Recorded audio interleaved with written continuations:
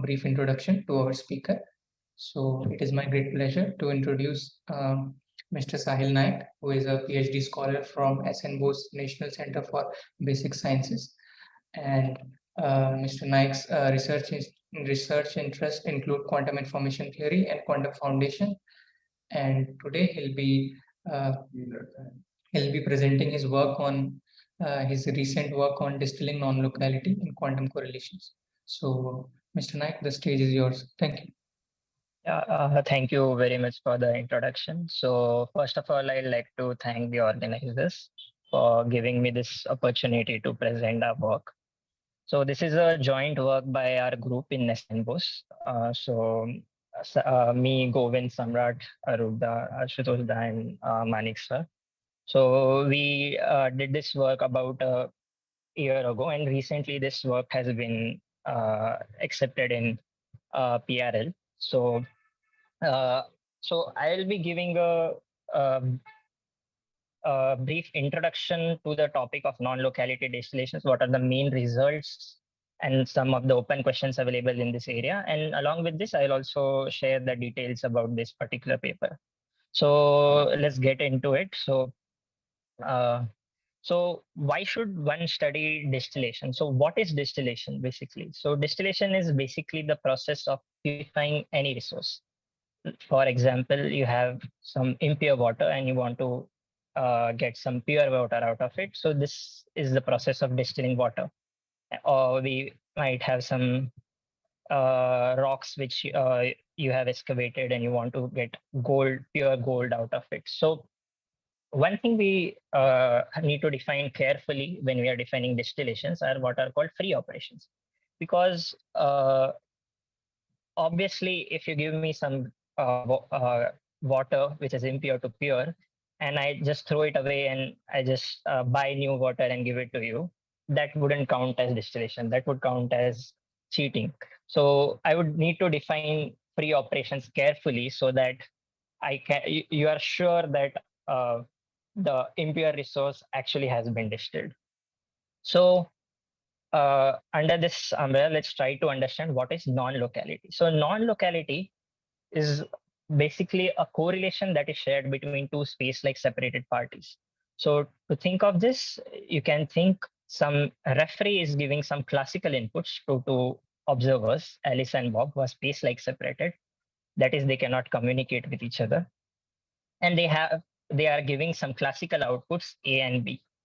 And after doing this experiment many times, we can get a correlation between these parties, which we describe by this PAB given XY. So the probability of getting the outputs A and B, given that the inputs were XY. So such a correlation, we say that it is non-local if we cannot explain this correlation by a local deterministic hidden variable theory. So as Bell put it in his paper, he used to say that if we cannot explain the correlation by local causality, we say that such a correlation is non-local. And this is the kind of resource we are interested to distill. So first of all, why is this a resource? So the numerous advantages of non-locality as a resource have already been shown. So it can be used to certify randomness between two parties or two or more parties. It can be used to certify entanglement between them. And it can be used to assist the classical communications between a sender and receiver. And also in some systems, it has been shown that it serves as dimension witnesses of the quantum systems. So the usefulness of non-locality is widely known. So here we want to study the distillation part of it. So what does distillation means? So distilling non-locality means given some finite copies of weakly non-local resources, can I generate a highly non-local resource? So that's the question that we want to ask. So I have some weakly non-local resources, which I will denote pictorially by this squiggly lines. And under free operations, can I generate a strongly non-local resource? That's the question. So let's get into it more deeply. So how to define these free operations? So let's say we have some correlation shared between two parties, and the parties wish to distill those correlations. So this correlation PABXY, I will denote it mathematically by this table, by this 4x4 matrix. And for now, I am assuming the simplest Bell scenario, that is the two party, two inputs and two outputs Bell scenario. And in this scenario, this correlation matrix is a 4x4 table. So, so let's ask the question: what are the free operations under this for this task? So I'll first straight away say that the free operations here are local wirings and use of shared randomness. So one thing we need to be sure of, since this is non-locality distillations, and since this parties are space-like separated, we cannot allow communication between the two parties as free operations, because allowing communication would imply that they can basically generate any correlation that they want, any non-local correlation that they want. So that would count as cheating. So that's why those kind of operations are not allowed. Rather, we constrained it to these kind of operations. So these are basically everything that they can do locally.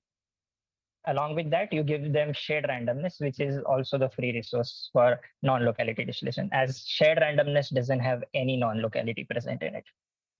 All right, so let me go into a bit detail. So what are local wirings? So local wirings are basically anything that the parties can do in their lab to connect these correlations with one another. For example, let's say I have these two parent correlations, which are weakly non-local. What Alice could do is, so the aim is both these parties have to generate a final correlation, which has to be a better correlation than the initial correlation, in the sense that it should be more non-local. So any wiring that they can do between these boxes is allowed. So, for example, if the given question to the given input to Alice is X, maybe she inputs some function, which is a binary function of X, into the first correlation box, gets some output, and she generates some, she takes some other function F2 of this X and A1. Maybe she puts that as input into the second box, gets some output A2, and gives her final output as some function of X, A1, and A2. All right. And similarly for Bob. So we can see that such kind of protocols can be easily implemented by having some wirings and some classical gates in their lab. So these are what are known as local wiring. And hopefully after doing all this, they can generate a correlation, PABXY, which is more non-local than the initial given ones. All right. So apart from this, what is shared randomness? So shared randomness is basically, you can visualize it as there's a coin toss and the outcome of the coin is communicated to both the parties. If the outcome is head, both Alice will perform some particular wiring omega 1A and Bob will perform some particular wiring omega 1B. And if the output of the coin is tails, then Alice will perform omega 2 and Bob will perform omega 2B. So in this way, using shared randomness, they can apply correlated wirings to their systems. So each time Alice applies omega 1, she knows that Bob is applying omega 1 in his lab.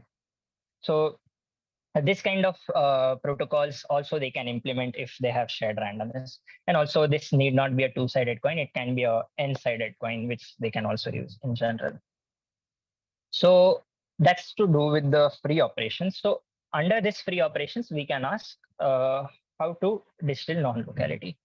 So first of all, we should agree upon some measure of non-locality to prove that we have achieved distillation. So there are various measures that we can take, especially in the 2-2-2 scenario. These are the two particular measures that we have considered in our paper. So the first one is the Hardy success and second one is the Bell value. So the Hardy success is basically a particular measure of non-locality. So it is a particular form of the 2-2-2 correlations, that those are of this form. So any correlation which is in the 2-2-2 scenario, which if it is of this form with pH strictly greater than 0, it can be shown that such correlations will be non-local. So this is a very simple proof of the fact. So this kind of measure of non-locality was first introduced by Hardy in this paper, where he pointed out that uh, always having an inequality is not necessary for measuring non-locality. Sometimes you can just measure it by giving partial information about the correlation. So this is the first kind of measure that we'll be considering. So the measure here is the pH value, basically the value which is strictly greater than 0. So this is known as the Hardy success of the particular correlation. All right. So this is the first kind of measure, and we can also talk about the ordinary Bell CHSH, more familiar measure. So let me go into the early results that we all that people have figured out. So people have shown that if you consider the set of all correlations, which form basically the no signaling polytope in the 2-2-2 scenario, in such cases, if you consider this particular type of correlation, so this particular correlation is a mixture of this particular non-local vertex, which is called the PR box, and a correlated correlation. And they have shown that, so Wolf et al. In this 2009 paper, they have shown, this is the one of the very early work, they have shown that under their particular protocol, such particular correlation, which lies on the, which lies on the red line, any correlation here can be distilled to the PR box. And this is very interesting because uh, they have shown that the value of epsilon doesn't matter. As long as you start with something which has small amount of non-locality, it can still be distilled till PR box. But so this is just one of the beginning results. So we go into a little bit more deep study. So before going to that, let me introduce this concept of closed sets. So what are closed sets? Suppose I give you example of, suppose I give you lots of correlations which are local, which don't have any non-locality present in them. So we can show that under the free operations, that is local wiring and shared randomness, we cannot get any non-locality out of it. Rather, the correlation find we have will remain local no matter what the resources I use. So this is trivial because since local correlations don't have any non-locality, and this must happen. Moreover, it can also be shown that if you start with some quantum correlations, and the correlations that have a quantum explanation, that means there exists a state and quantum measurements that the parties can perform, using which they can generate the particular correlation. Such kind of correlations, you can show that they also will lead into a quantum correlation finally. That means starting from lot of quantum correlations, you cannot get a correlation which is outside quantum. So these kind of sets are called closed sets.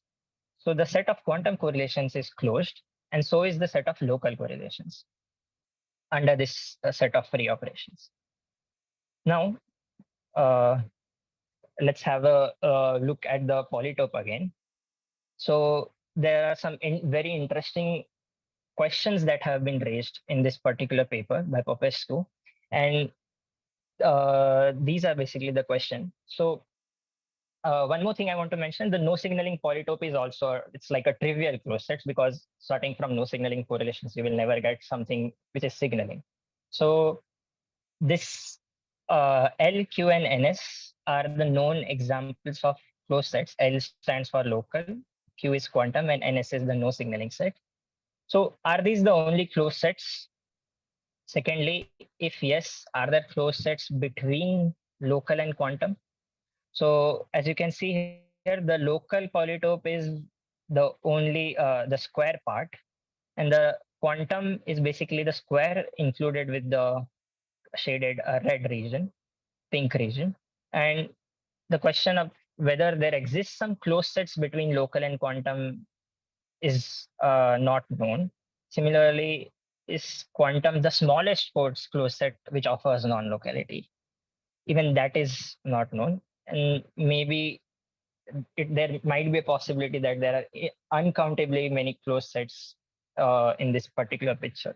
So these are all very interesting questions which people have not been able to answer yet. So these are the open questions in this particular study. So let me move on. So uh, furthermore, what we don't know so far is that there are particular kinds of correlations which we call the isotropic correlations, which basically connect the PR box to the midpoint of the local polytope, which is called the completely mixed correlation. And for such kind of correlations, they are of this form. People have shown that, so in this particular paper by AJ Short, so he has shown that these kind of correlations cannot be distilled with two copies of the correlation. So the question of whether it can be distilled at all is still an open question. So we don't know. So it might be possible these are the examples of correlations which cannot be distilled at all, or maybe given more number of copies, you can distill them. All right, so let me move on to the results of our paper. So what we show is that in order for us to distill Hardy success, we must necessarily preserve the Hardy structure. The Hardy structure is the one that I showed in the previous slide, where you have the three elements as 0 and 1 strictly greater than 0. So we found that in order to do this, your particular only some particular class of protocols work, and for 2-copy level, we only show that there exists only one particular protocol that will work. So which we call as the OR AND protocol, which basically is simply that Alice inputs the same question, the same input in all her boxes, and gets the outputs and gives the final output as the OR of the two outputs. And similarly, Bob inputs Y in all of his boxes and gives his output as AND of both the outputs. So that's why it's called OR AND protocol. And we show that such kind of protocol will preserve the Hardy structure. When it preserves the Hardy structure. And under this kind of protocol, we were able to distill some correlations. So let me go on to the results. So let's start with the most general Hardy correlations, which is of this form. So these are the corresponding local boxes that I have mentioned, and the PNL is the non-local box. So such a correlation will have the Hardy success, which is equal to pH, which is C naught by 2, where C naught is the fraction of the non-local part. And we show that under 2 copies of the Hardy correlation, if you distill it using the OR AND protocol that we have introduced, we can get this much of Hardy success. And under n copies of the OR AND protocol, you just extend the protocol to n copies. Alice takes the OR of all the n outputs, and Bob takes the AND of all the n outputs. So in that case, you will have this as the Hardy success. Moreover, we can also find the optimal number of correlations required for any Hardy correlation to give optimal Hardy success. So that expression is given here. So we can show that these kind of Hardy correlations are distillable.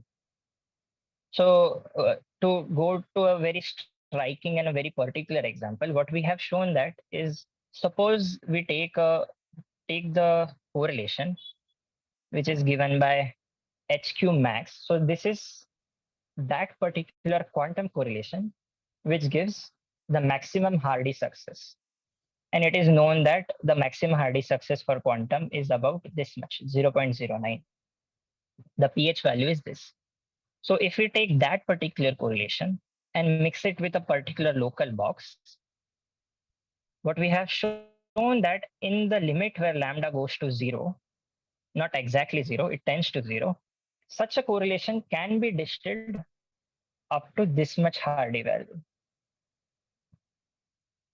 irrespective of the value of lambda, no matter how small the lambda is. And of course, this only works till some particular value of lambda. For large enough lambda, it won't work. But for small enough values of lambda, we can distill about this much Hardy success. Okay.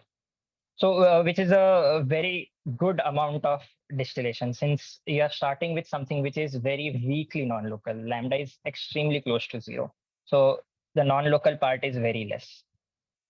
All right. So this kind of structure is not only present in Hardy kind of distillation. We later figure out that even if you take the the performance parameter to be CHSH value, which we define as this Searelson gain, which is basically the PCHS value of the final child correlation minus the parent correlation divided by the total gap of the the Bell value for quantum and classical. If you take this as the definition of Searelson gain, what we have shown that is the similar thing happens here too. I take the quantum maximum correlation, that is the 2√2 correlation, which gives the maximum Bell value. And again here, in the lambda going to zero limit, we can show that we can distill those kinds of correlations to up to this much value, 2.32, or which amounts to this much Searelson gain. Again, this is striking because lambda is, even when lambda is very small, we can have this much amount of Searelson gain. And this is a graph which depicts for a particular lambda, how many copies are required to achieve the corresponding CHSS value. So as we can see, so the blue line corresponds to lambda being 10 raised to minus 7, which is basically very weak non-locality. And we can see that for such a correlation, if we can take these many copies of the correlation, we can achieve the 2.32 bound, the value under our particular protocol, the ORN protocol. All right. So lastly, I would like to say this. Now let's try to generalize it. What we have seen is that if we take any correlation C in the no signaling polytope, join it to this particular local box, and take this particular kind of correlation, then even these kind of correlations can be distilled for sufficiently small lambda. Okay, so another way to put that would be, if we are sufficiently close to the local points, then such kind of correlations are distillable. All right. Moreover, we can also show that they are distillable to a significant amount. With very small non-locality, we can distill it to a very high comparable amount, like in the previous two cases. All right. So this is interesting for one more reason, because we can see that in the no signaling polytope, the whole volume of the space, which is close to the local point, is actually distillable. So we show that the correlations that are distillable actually forms a non-zero measure subset of the polytope. All right, so there's one more advantage that we can figure out using our protocol. So what we figured out was, so let me give this example. So suppose I start with this particular correlation. So, and I ask the question whether, and this is a particular form of the Hardy correlation. And I ask the question whether this particular correlation is a quantum correlation or not. So this question in general is difficult to answer because the if and only if criteria for quantum correlations is not known. So we can apply many principles that have posed people have posed so far, like the IC principle or the local orthogonality principle, these kind of things. Or we can also, once we apply this principle, what we can sees that these principles are not helping us to comment whether this particular correlation is quantum or not, because this correlation is not violating those principles. So we can ask the question, all right, let's try to distill this particular correlation under our protocol. So what we find is that if we use 8 copies of this correlation and distill it under our protocol, then finally the Hardy success is this much. All right. So what we can say? So the final Hardy success that we have achieved is actually greater than the quantum maximum, that was 0.09. So this implies that the initial correlation that we started with must be a non-quantum correlation or a post-quantum correlation. And this argument we can make because quantum correlation forms a closed set. That's why any correlation that finally results in a non-quantum correlation, initially you must have some non-quantumness to get here. All right. So this is one more advantage that we have shown for our particular protocol. So that's it. I'd like to just summarize whatever what are the results I have mentioned. So we have a given example of a efficient wiring protocol that distills very high amounts of non-locality, and the protocol works very well near these particular local boxes, because here we can see that for sufficiently, even if you are sufficiently close to the local point, you can still distill a huge amount of non-locality. So one more thing, yeah, as I already mentioned, so this set of distillable correlations is a non-zero measure set. So this is actually one of the first results where we have quantified in some sense, we have quantified the amount of correlations that are distillable. And actually, as we just saw in the previous slide, this protocol also helps us to isolate post-quantum correlations, which cannot be detected by other methods. So, this is the last point, is basically some future work that we are aiming for. So we want to see, is there some interesting feature that we can see in multi-party scenario for this particular protocol? And moreover, what else can we do in the multi-party protocol to see more interesting results?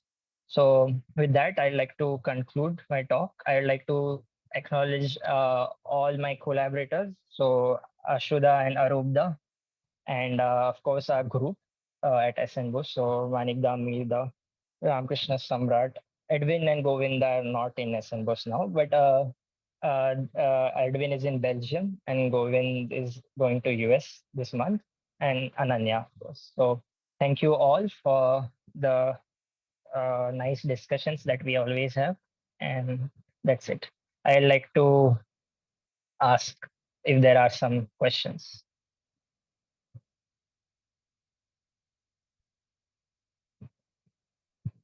So are there any questions?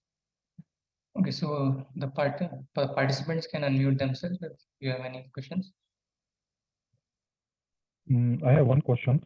So, Yeah. Thank you for your talk. Can we apply the same math for continuous variable states? You mean the same protocol? Yes. So by continuous variable, do you mean the correlations? The correlations themselves are continuous variables, or the continuous variable systems? You mean? If you have energy states or number states, you can come to the X or Y or momentum representation, right? So in Yes. Momentum and position representation, you have continuous variables, not discrete. So Yes. in that case, can we apply the same math So which you have? yeah. So let me make one thing clear. So here we are talking about non-locality distillation, right? So what is non-locality here? The correlation that Alice and Bob are achieving in their lab is non-locality. So now they could have achieved this non-locality by any systems. They could use a finite dimensional Bell state to achieve this non-locality, or maybe they have used some continuous variable system to achieve this particular correlation. The point is that they have achieved some probability distribution in their lab. And this particular black box we called as non-local correlation. And we wish to see whether multiple such black boxes are given to them. So these black boxes are basically, you can just think of them as some button is there on Alice's side. There are two options for her, either 0 or 1, and she gets some output, either 0 or 1. Similarly for Bob.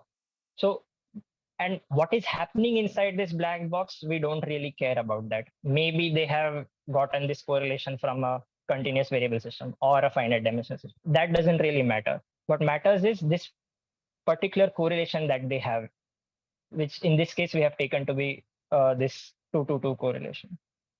So does that clarify things a little bit, or so? It's okay. I need to think because Yeah. discrete representation and they are quite different, right? Because you can take only discrete values 0, 1, 2, 3, 4. I see. So you are asking about in the case where I can make, instead of 0, 1, I make it a continuous variable, yes. right? Yes. Yeah. So if that is your question, then so that study will become extremely difficult because, so let me point this out.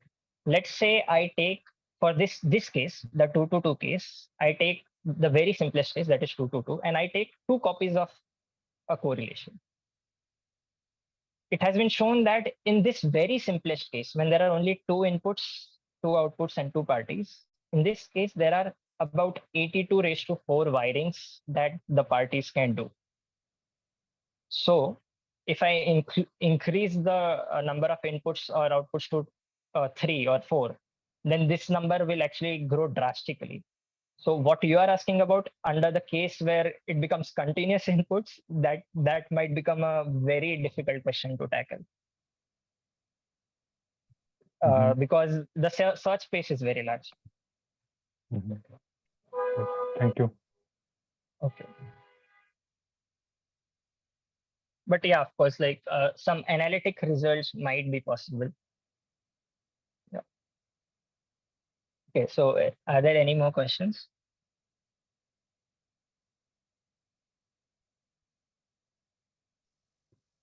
Okay, so I think if there are no further questions, let us thank our speaker, Mr. Sahil Naik, for a really nice talk and for giving his time to participate in the event.